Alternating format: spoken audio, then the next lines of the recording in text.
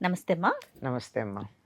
అమ్మా, విమెన్ని తీసుకుంటే ఇంటా బయట కూడా చాలా బిజీగా ఉంటున్నారు, చాలా అవునమ్మా. స్ట్రెస్ కూడా తీసుకుంటున్నారు. అవును. ఎందుకంటే ఇదివరకు లాగా కాదు కాబట్టి అవును. అందరం బయటకు వస్తున్నాం, ఉద్యోగాలు చేస్తున్నాం కదా అని ఇంటి బాధ్యతలు తీసుకోవట్లేదా అంటే అవి కూడా ఎక్కువ తీసుకుంటున్నాం. yes. ఎందుకంటే ఎవరైనా నువ్వు ఉద్యోగం చేసి ఇల్లుని నిర్లక్ష్యం చేసావు అంటారేమో అనేటటువంటి ఒక గిల్టీ కాన్షియస్తో ఎక్కువ తీసుకుంటున్నాం. అక్కడ ఎక్కువ తీసుకుంటున్నాం. ఉద్యోగాల్లో కూడా నమ్మ కాంపిటీషన్ ఎక్కువైపోయింది, అవును. స్ట్రెస్ లెవెల్స్ పెరిగిపోయినాయి, కంపారిజేషన్ ఎక్కువైపోయింది, వీటితో కూడా స్ట్రెస్ తీసుకుంటున్నాం కదా. అవును. ఈ ఉరుకుల పరుగుల జీవితానికి హ్మ్. బ్రేక్ అనేది అవసరం అంటారా? నేను చాలా మందిని గమనించి మిమ్మల్ని అడుగుతా ఉన్నాను. అవసరమేనమ్మా. మార్నింగ్ లేవటం, ఇంట్లో పని చేసుకోవటం, ఆఫీస్కి రావటం, తినటం, పడుకోవటం, వండుకోవటం, తినటం, పడుకోవటం, మళ్ళీ మార్నింగ్ రొటీన్ కదా. బ్రేక్ అనేది అసలు అవసరమా? అది ఎలా పనిచేస్తుంది? ఇప్పుడు విదేశాల్లో చూడండి అమ్మా, 5 రోజులు పనిచేస్తారు, ఒకరోజు పూర్తిగా విశ్రాంతి తీసుకుంటారు కదా. పూర్తిగా అస్సలు అమెరికా లాంటి దేశాల్లో శనాదివారాలు పనిచేసే వాళ్ళు ఎవరంటే భారతీయులే. అవును. వాళ్ళు చెయ్యరు. వాళ్ళకి Americans డబ్బు చేయరు. వెంట పరిగెట్టడం లేదు. సంపాదించిన దాన్ని సంపాదించినట్టు ఖర్చు పెట్టుకుంటారు, రేపటికి దాచిపెట్టుకోరు, ఆస్తులు కొనుక్కోరు, పిల్లలకి ఇవ్వాలనే తాపత్రయం కూడా లేదు అక్కడ. కనుక వాళ్ళ జీవన విధానం అది. మనం అట్లా పిల్లలకి ఇవ్వకూడదు లాంటి ఆలోచన లేకపోయినా నిరంతరం కష్టపడాల్సిన పనేముంది? ఎందుకు శ్రమ పడుతున్నారు జీవితంలో? చివరికి ఎప్పుడో విశ్రాంతి తీసుకుంటామనుకునే సమయానికి విశ్రాంతి తీసుకోవడానికి నిరాకరించే స్థితి శరీరానికి వస్తుంది. పని చేసి చేసి చేసి అలసిపోయి నేను ఇంక విశ్రాంతి తీసుకుంటాను అనేటప్పటికి అన్నీ ఎక్కడికక్కడ అరిగిపోయి విరిగిపోయి కరిగిపోయి ఏమంటారు, ఫిజియోథెరపీ చేయించుకో. లేదండి నేను చెయ్యలేను. లేదమ్మా, నువ్వు ఫిజియోథెరపీ చేస్తేనే కదలగలవు, నువ్వు వాకింగ్ చేస్తేనే నువ్వు ఇంట్లో ఉంటావు, నువ్వు వాకింగ్ చేస్తేనే నీ ఊపిరితిత్తులు పనిచేస్తాయి. ఇలా అని విశ్రాంతి తీసుకోవడానికి వీల్లేనటువంటి వాతావరణం కల్పించుకునేదాకా పనిచేస్తున్నాం. అవునమ్మా. చెయ్యకూడదమ్మా, చేయకూడదు. చెయ్యకూడదు. దేనికైనా కూడా మనకి భగవంతుడు ఒక రోజు ఇచ్చాడు. ఆ రోజులో పగలు రాత్రి అని 2 ఉన్నాయి. పగటిపూట పని చెయ్యాలి, రాత్రిపూట విశ్రాంతి తీసుకోవాలి. విశ్రాంతి తీసుకోవడానికి కదా రాత్రి ఇచ్చింది. అవునమ్మా. ఎప్పుడైతే నువ్వు విశ్రాంతి తీసుకుంటావో శరీరంలో ఉండేటటువంటి మనకి కనపడకుండా లోపల ఉండే అవయవాలన్నీ వాటి పనినవి చేసి శరీరాన్ని శుభ్రం చేసి పెడతాయి. కరెక్ట్. పగటిపూట అవంతా చురుకుగా పనిచెయ్యవు, అవి కాస్త మందకొడిగా పనిచేస్తాయి. రాత్రి చురుకుగా పనిచేస్తాయి. దానికి కూడా ఒక బయోక్లాక్ ఉంది. అవును. ఈ సమయంలో ఊపిరితిత్తులు క్లెన్సింగ్ అవుతుంది, ఈ సమయంలో గుండె క్లీన్ అవుతుంది, ఈ సమయంలో కిడ్నీలు క్లీన్ అవుతాయి, ఈ సమయంలో లివర్ క్లీన్ అవుతుందని మనకన్నీ ఉన్నాయి కదా. అవును. దాని ప్రకారం వాటిని విశ్రాంతి వాటి పని అవి చేసుకోవడానికి వీలుగా మనం విశ్రాంతి తీసుకోవాల్సిన అవసరం ఉందా లేదా? ఖచ్చితంగా. మరి ఎందుకు తీసుకోవటం లేదు? రాత్రి 12, 1 గంట దాకా పనిచేయడం, మళ్ళీ తెల్లారుదాం 4:30, 5కి లేస్తే తప్ప పిల్లల్ని స్కూలుకు పంపడానికి వీల్లేదు. మనము డబ్బాలు పెట్టుకుని కట్టుకుని బయలుదేరడానికి అవకాశం ఉండట్లేదు. తీరా అక్కడికి వెళ్ళిన తర్వాత పని చేస్తామా లేదా, ఇన్పుట్ ఎంత ఉంది, అవుట్పుట్ ఎంత ఉంది అన్నది పక్కకు పెడితే విశ్రాంతి అయితే లేదు. అవునమ్మా.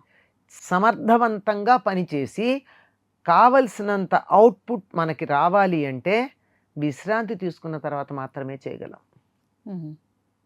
ఇప్పుడు మనం ఇంత మాట్లాడుకుంటున్నాం కానీ జపాన్ దేశంలో కంపల్సరీగా వాళ్ళకు సియాస్టాకి టైం ఇస్తారు. Afternoon nap, siesta. ఎట్టి పరిస్థితుల్లో వాళ్ళు వరుసగా పని చేయకూడదు, బలవంతంగా విశ్రాంతి ఇస్తారు. అందువల్ల అక్కడ వాళ్ళకి వర్కర్స్ ఎఫిషియెంట్గా పనిచేస్తారు. అవును. పనిచేసే ఎఫిషియన్సీ పెరుగుతుంది ఆ విశ్రాంతి వల్ల. పైగా అక్కడ ఉదయం చేస్తారు, మధ్యాహ్నం విశ్రాంతి, మళ్ళీ సాయంకాలం చేస్తారు. అంటే ఈ విశ్రాంతి తర్వాత మళ్ళీ చురుకుగా తాజాగా చేయడానికి వీలవుతుంది. మరి కాస్త ఆలోచనాపరులైనటువంటి వాళ్ళందరూ అట్లాగే చేసేవారు. పూర్వకాలం మన దేశంలో కూడా పొలం పనులు కానీ, మరో పనులు కానీ, ఏదైనా కూలి పనులు కానీ సూర్యోదయంతో మొదలుపెట్టి 10, 10:30 కల్లా ఆపేసేవారు ఎండెక్కే సమయానికి. ఇంటికి వచ్చి వంట చేసుకునేవాళ్ళు వంట, పని చేసేవాళ్ళు పని చేసుకుని ఓ గంట విశ్రాంతి తీసుకుని మళ్ళీ 3:30, 4 గంటలకి పొద్దు వాటారిందని చెప్పి పనికి బయలుదేరేవాళ్ళం. ఆ సమయానికి వెళ్ళి పూర్తిగా చీకటి పడేదాకా పనిచేసేవారు. మరి ఆ ఎఫిషియన్సీ ఇప్పుడు లేదు. మనం ఏ సమయంలో పని చేయాలో ఆ సమయంలో ఇంటి దగ్గరుండి, ఏ సమయంలో విశ్రాంతి తీసుకోవాలో ఆ సమయంలో పనిచేస్తున్నాం. మా చిన్నతనంలో మా బడి కూడా అలాగే ఉండేది. నేను పొద్దున 7:15 ఏదో ఉండేది. మాకు గడియారాలు చూసే పని కూడా, గంట కొడితే వినపడేది. మొదటి గంటకి తయారైపోయి 2వ గంటకి బయలుదేరితే 3వ గంటకి స్కూల్లో ఉండేవాళ్ళం. అంటే చిన్న ఊళ్ళు గనక గంట వినపడేది. అట్లా వెళ్ళేవాళ్ళం. 10:30 కల్లా ఇంటికి వచ్చేవాళ్ళం. హాయిగా వేడివేడిగా అన్నం తినేవాళ్ళం, ఆడుకునేవాళ్ళం. మళ్ళీ 2:30, 3 కల్లా స్కూల్కి వెళ్ళేవాళ్ళం. 4:30కి స్కూల్ అయిపోయేది. 6 దాకా ఆడుకుని వచ్చేవాళ్ళం. ఓకే. టీచర్లు అంతే. తర్వాత హై స్కూల్కి వచ్చేటప్పటికి 10కి స్కూల్. అప్పుడు మాకు ఆడుకునే సమయం కానీ విశ్రాంతి సమయం ఉండేది కాదు. ఓకే. అంటే ఉదాహరణకి స్కూల్ చెప్పాను. అదేలే. అంటే స్కూల్లో పనిచేసే టీచర్స్ కూడా అంతే కదా, ఉద్యోగాలు కూడా అంతే కదా. అయితే ఈ రోజుల్లో అది కుదరదు మనకి. ఎందుకంటే చాలా దూరాలు ప్రయాణం చేస్తారు కనుక 2 సెషన్స్గా చేయాలంటే ఇబ్బంది, ఒక సెషనే చేయాల్సిన పరిస్థితి వస్తుంది. అందువల్ల అలా చేస్తే కూడా విశ్రాంతి తీసుకోవాలి. విశ్రాంతి ఎప్పుడు తీసుకోవాలి? చీకట్లో తీసుకోవాలి, రాత్రి తీసుకోవాలి. ఎప్పుడు కిడ్నీలు పనిచేస్తాయో, ఎప్పుడు లంగ్స్, కిడ్నీస్ ఇవన్నీ క్లీనింగ్ ప్రాసెస్ పెట్టుకుంటాయో అప్పుడు వాటికి విశ్రాంతినివ్వాలి. ఇది లేకపోవడం వల్ల నిత్యకృత్యంలో మనకి చాలా ఇబ్బంది పడుతున్నాం.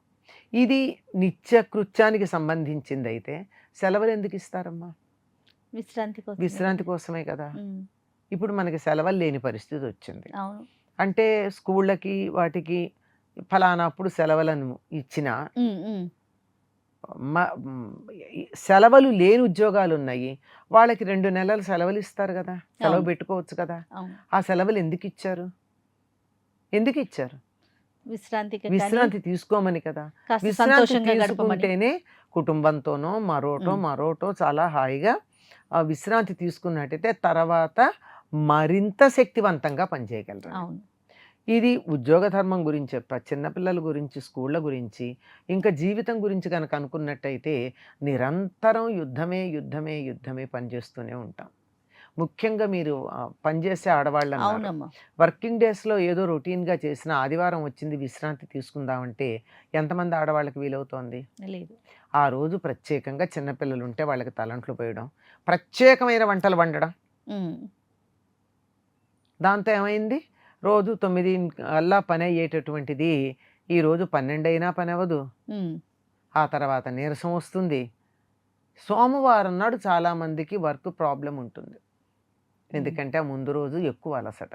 అంటే ఈ వారం అంతా పెట్టుకున్న పని, పేరుకుపోయిన పనిని ఆదివారం చేసుకుంటారు. పేరుకుపోయిన పనితో పాటు ఇంట్లో వాళ్ళ కోరికలు కూడా ఉన్నాయి కదా. నేను చెప్పాను ప్రత్యేకమైనటువంటి వంటలు అవన్నీ చేయడం అన్నది, దీంతో ఇంకా ఇబ్బంది అవుతోంది. అందువల్ల ఎప్పటికప్పుడు వీలైనంత విశ్రాంతి అవసరం. జపాన్ దేశంలో వాళ్ళు చెప్పినట్టు సియాస్టా మంచిది. లేదా పూర్వకాలం భారతదేశంలో వాళ్ళందరూ మధ్యాహ్న భోజనం తర్వాత నడుం వాల్చటం అనే పదం వాడేవారు. అది ఒకటే పదం. కాసేపు అంటే పొద్దున్నుంచి నడ్డి విరిగేటట్టు పనిచేస్తారు గనక కొంచెం సేపు ఆ నడుముకి విశ్రాంతి ఇచ్చినట్టయితే తర్వాత మళ్ళీ చురుకుగా చేయొచ్చు అని. ఇది లేదు, అది లేదు, ఏదీ లేదు. ఇది నిత్య జీవితంలో డైలీ రొటీన్కి సంబంధించిన విశ్రాంతి అయితే, చదువులు, ఉద్యోగాలు, పెళ్ళిళ్ళు, పిల్లల పెళ్ళిళ్ళు, పొరుళ్ళు, పుణ్యాలు ఇవన్నీ కూడా విశ్రాంతి లేకుండా చేసి అమ్మయ్య బాధ్యతలైన ఈ విశ్రాంతి తీసుకుందామని అనుకునేటప్పటికి శరీరం సహకరించదు. అప్పుడు ఏమాత్రం సుఖపడడం లేకుండా జీవితం ఆనందంగా గడుపుదామనుకుంటే ఆనందంగా గడపడానికి లేకుండా అయిపోయే పరిస్థితి వస్తోంది గనక తప్పనిసరిగా ఎప్పటికప్పుడు వీలైతే ప్రతిరోజు, ఆడవాళ్ళందరూ గుర్తుపెట్టుకోవాలండి, వీలైతే ప్రతిరోజు తనకంటూ తను కొంత సమయాన్ని కేటాయించుకోవాలి. This is my time. అది పూజ చేస్తారా, జపం చేస్తారా, ధ్యానం చేస్తారా, యోగా చేస్తారా, పుస్తకం చదువుతారా, సంగీతం వింటారా, లేదా స్నేహితులతో మాట్లాడుతూ కాలక్షేపం చేస్తారా, తప్పనిసరిగా కొంచెం సమయం, అరగంట నుంచి గంట, అంతకన్నా కూడా అక్కర్లా, ఆ సమయాన్ని గనక వినియోగించుకున్నట్టయితే ఏనాటికి ఆనాడు తాజాగా ఉంటారు. అలాగే సంవత్సరంలో కొద్ది రోజులు విశ్రాంతి తీసుకుంటే మళ్ళీ ఏడాదికి బాగుంటారు. ఉత్సాహంగా. ఎక్కడికక్కడ శరీరం చెప్పే మాట వినండి. బాడీ టాక్స్ అని ఒక మాట ఉంది. అవును. మన శరీరమే మాట్లాడుతుంది. వినండి శరీరం చెప్పే మాట. విని అది విశ్రాంతి కోరుకుంటే దానికి విశ్రాంతినివ్వండి. అప్పుడు జీవితంలో మన ఆయుర్దాయం ఎంత ఉన్నదో అంతకాలం కూడా ఇతరుల మీద ఆధారపడకుండా ఆరోగ్యంగా వయస్సుకు తగిన ఆరోగ్యం. అంతే కదా. చిన్నపిల్లల్లాగా పరిగెడతారని చెప్పలేం. ఉమ్. వయసుకు తగినట్టుగా ఆరోగ్యంగా ఇతరుల మీద ఆధారపడకుండా ఉండడం జరుగుతుంది. అమ్మా. మనకి ప్రకృతే విశ్రాంతికి సమయాన్ని ఇస్తే మనం వినియోగించుకోవటంలో. అవునమ్మా. నేను మొన్న కూడా చెప్పానమ్మా, విశ్వమాంగళ్య సభ వాళ్ళు women challenges of working women modern days అన్నప్పుడు నేను 3 నిమిషాలు మాట్లాడాను. దాంట్లో చెప్పింది ఏమిటంటే, మీరు కుటుంబానికి సహాయం చేయదలుచుకోవంటే, దేశానికి సమాజానికి ఉపయోగపడాలని అనుకుంటే ముందు మీరు ఆరోగ్యంగా ఉండాలని చెప్పు. అంతే సింపుల్. ఆరోగ్యానికి నాకు సమయం ఎక్కువ లేదు కనుక వివరాలు చెప్పలేదు. మీరు ఆరోగ్యంగా ఉండాలి. ఆరోగ్యంగా ఎలా ఉంటారో దానికి గమనించుకోండి. తగినంత విశ్రాంతి తీసుకోండి, మంచి ఆహారం తీసుకోండి, ఆరోగ్యంగా ఉండండి అని. ఇది చాలా ప్రధానం. అవునమ్మా. ఆహారం విషయంలో కూడా స్త్రీలు నిర్లక్ష్యం చేస్తారు. నిర్లక్ష్యం చేయొద్దు. రైట్. అన్ని విధాలా మనము విశ్రాంతి తీసుకోవటానికి ప్రయత్నం చేయాలి. తీసుకోవాలి. ప్రయత్నం చేయడం ఏమిటి? తీసుకోవాలి. ప్రయత్నం చేస్తే ఫలించచ్చు, ఫలించకపోవచ్చు. తీసుకోవాలి కంపల్సరీ అని రూల్ పెట్టుకోవాలి అంతే. తప్పకుండా అమ్మా. నమస్తే. నమస్తే. And for more videos, Please subscribe to iDream. Please subscribe to iDream. Please subscribe iDream. And please subscribe to iDream. For more videos, subscribe to iDream.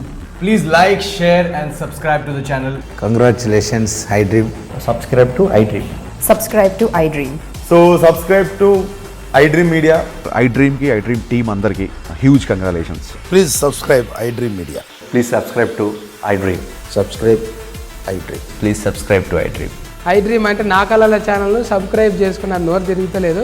మీరైతే గంట గుర్తు కొట్టండి. For more such videos, please subscribe to iDream.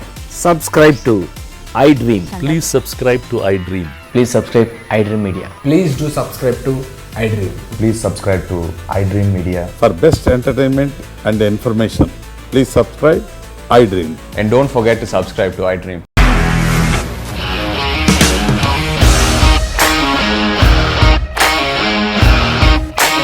ఇండస్ట్రీలో commitment issues వస్తే నీకు కూడా వచ్చినట్టు morning తీసుకెళ్ళాలంటే కొద్ది పడేస్తారు.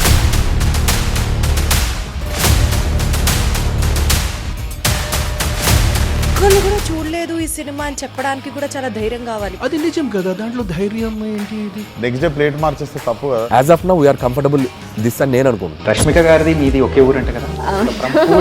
నీకు కోపం వచ్చిందంటే బాగా తిట్టేత్తరా? తిట్టేద్దామండి. నిజంగా గేమ్ ని ఎలా చేంజ్ చేయగలిగారు? ఏపీఎస్ఎఫ్సి వాళ్ళకి 6 నెలల్లో నేను 6 లక్షలు కట్టా. బిజినెస్ చేయాలనుకుంటే it is as difficult as riding a tiger.